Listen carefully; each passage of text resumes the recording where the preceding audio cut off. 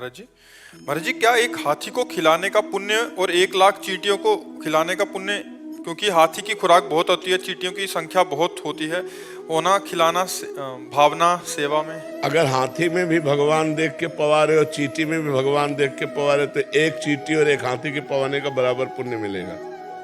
और भगवान नहीं देख के हाथी देख रहे हो, चींटी देख रहे हो तो भेद तो हो ही जाएगा। कोई पुण्य में फिर बेवकूफी थोड़ी है।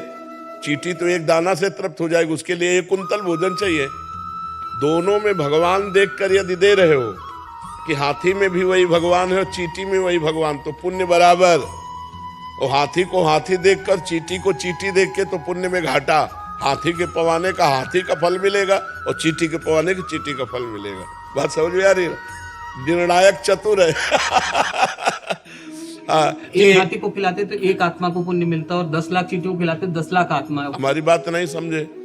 10 लाख आत्मा है ही नहीं।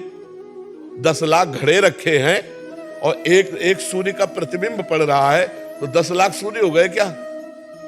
तो 10 लाख आत्मा है नहीं, आत्मा तो एक है और सब में प्रकाशित है।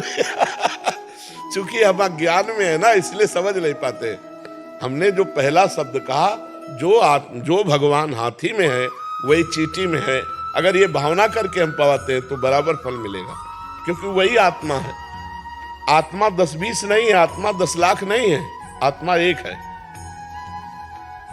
देखो, अब आपसे कहें कि ये 5-7 बिजली है, आप हमको क्या कहोगे? खैला यंत्र के कारण उसका प्रभाव अलग अलग है। हीटर यंत्र है तो गर्मी फेंक रही, पंखा है तो हवा फेंक रही, एसी है तो ठंडा फेंक रही, लेकिन बिजली बस। ये खोपड़ियां अलग अलग हैं, बिजली एक है इनमें।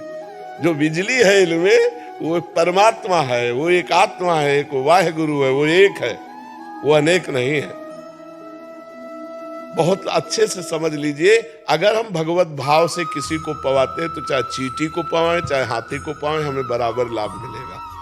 और चींटी को चींटी मान करके और हाथी को हाथी मान करके तो फिर एक हाथी पवाओ और 2-4 अरब चींटी पवाओ तो शायद समानता की बात जो सोची जाए। क्योंकि परिणाम है ना, वो 1 कुंतल में छकेगा और 1 किलो में लाखों हो जाएंगी, नहीं हो जाएंगी। और अगर एक चींटी में आत्म तत्व भगवान को देखकर, एक हाथी में देख के तो बराबर फल मिलेगा। वो तुम देख के क्या पाते हो, तुम्हारा विषय है। समझ गए? मन बहुत चंचल है, इधर उधर बार बार चला जाता है। हमेशा आपकी कृपा से नाम जप होती रहती है, पर फिर भी इधर उधर भटक जाता है। हाँ, कोई भटकने दो, उससे कोई फर्क नहीं पड़ता। मन जाने से हमारी हानि नहीं है, मन के अनुसार तन जाने से हानि है। मन हमारा कह रहा है खा लो, हम नहीं खाए, कोई फर्क नहीं पड़ा। अब मन कह रहा है खा लो, हमने खा लिया, अब फर्क पड़ जाएगा। तो मन जो कहे तो वो तो कहेगा, उसका स्वभाव है। जब तक भगवत प्राप्ति नहीं हो जाएगी तब तक वो कहेगा। तो मन के कहने के अनुसार हम क्रिया ना करें तो मन से हमारी कोई हानि नहीं है। वो धीरे धीरे आ जाएगा, लाइन में आ जाएगा। खूब नाम जप करते रहो।